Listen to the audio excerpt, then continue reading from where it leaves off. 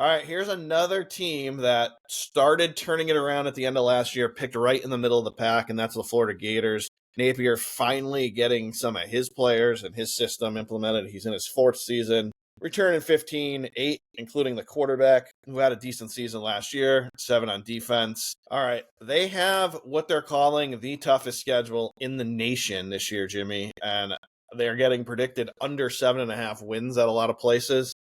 So I'm going to break down their schedule. They get some team I've never even heard of, LIU Post. Nice work there, Billy, getting them on the schedule to go first. That would be a good 70-point favorite there. How much did they pay LIU Post to play this game? $1 million at least, maybe 2 to come into the swamp and just take a pounding of all poundings. Yeah.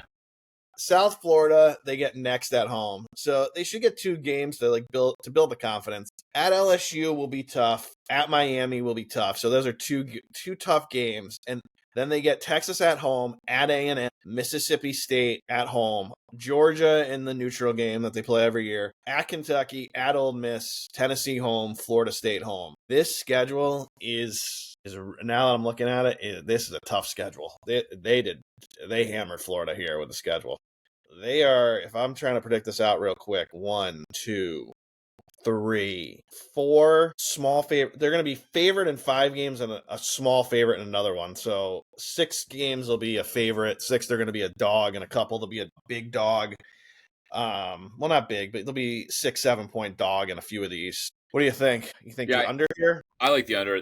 The quarterback, Lagway, he's got a shoulder injury he's been dealing with all spring, and he wasn't that great last year. I know he came in relief. He didn't play the whole season, but he threw 12 touchdowns, 9 interceptions. I think Bailey Napier's over his head in the SEC, go under, and I think you'll see a revamped lineup. The quarterback played well down the stretch, Jimmy. He played well. He started turning it around. He got the offense running the right way. They were like literally running the right way. They were running the ball a little better. He was making throws when he needed to.